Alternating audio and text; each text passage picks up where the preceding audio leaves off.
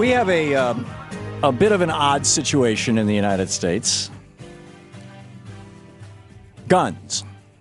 It's hard to compile the statistics because back about a decade and a half ago, Republicans passed legislation at the behest of the National Rifle Association, making it a crime, an actual crime, for federal officials, in this case specifically it was the CDC, the Centers for Disease Control, to compile statistics on gun deaths in the United States.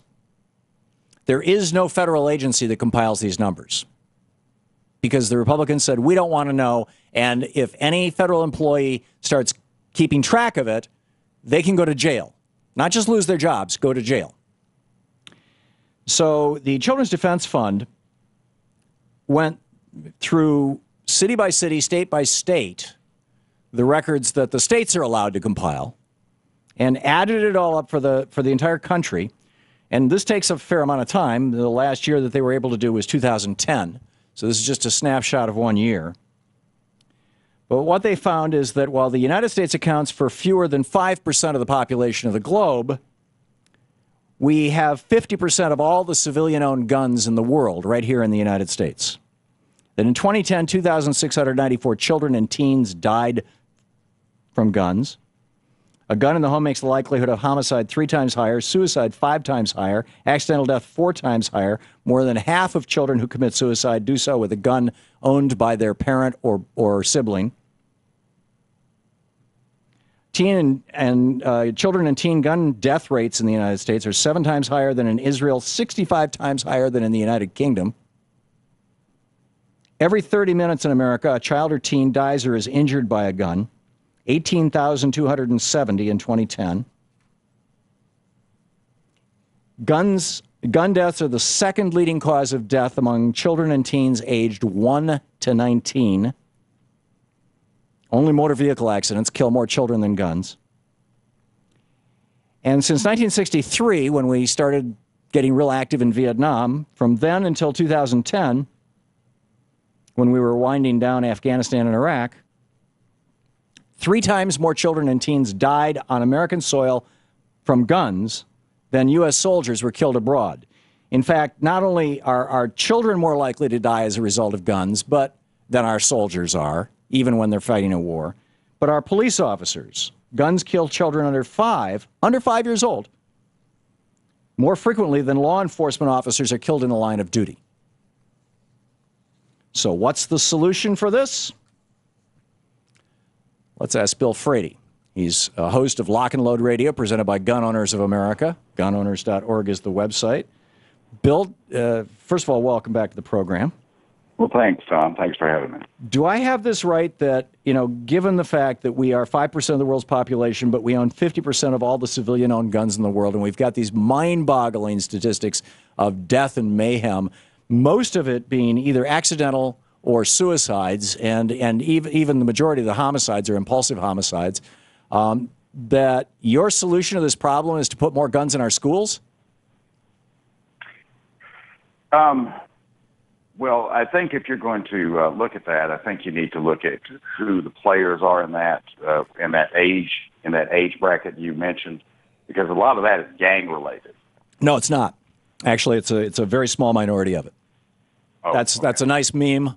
And yes, there are gang shootings. In fact, there were 2 yesterday in, I'm forgetting the city now. I read the news report this morning. When they're gang related, they tend to make the news. But the vast majority, well over 80% of all homicides committed against children have nothing to do with gangs. They have, in fact, almost half of them are accidents. Okay. Well, it's one kid shooting another kid with dad's gun that he didn't know was loaded. So you're asking me, are you asking me in the context to, are we talking about teachers defending schools? Or well, I think we're talking about 2 different frames. I think that your frame is we got mass shooters, we got all these guns in this country, kids are bringing guns to school, as we saw, a couple of weeks ago in the Northwest. Crazy people are bringing guns to school, whatever. And so we got to do something about the guns in the school. And so your solution is let's arm the teachers, teach them how to use guns and have them carry guns around with them, and hope that a child who's who is smart enough to get past the teachers into the school to shoot them up, the Dylan Klebold's of the world, is not going to be smart enough to snatch that gun out of the teacher's drawer, which doesn't make any sense to me at all.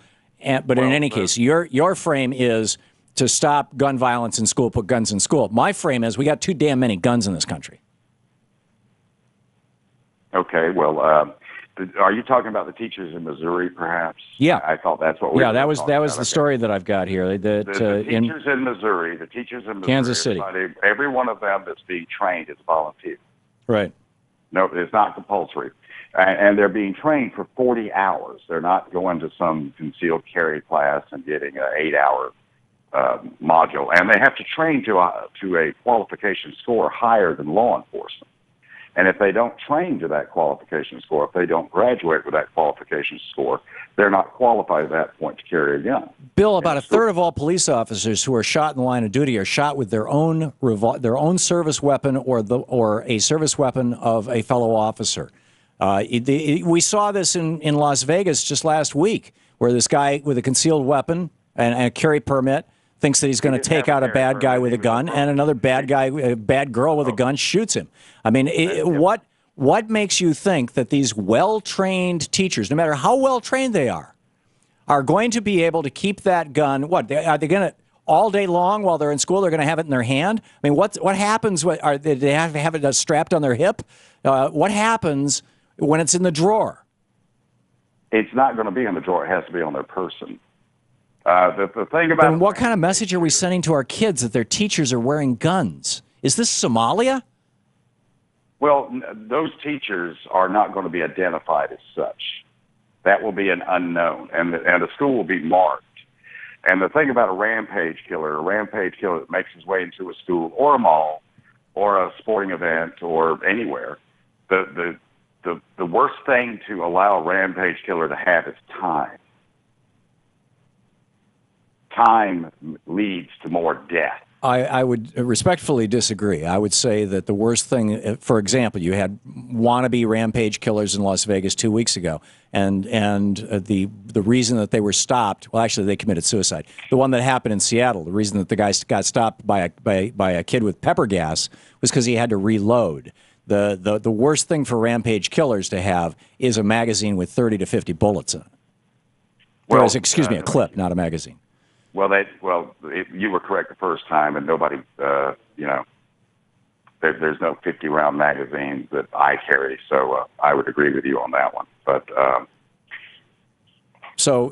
why not have the Clackamas Mall incident where you had a wannabe spree shooter?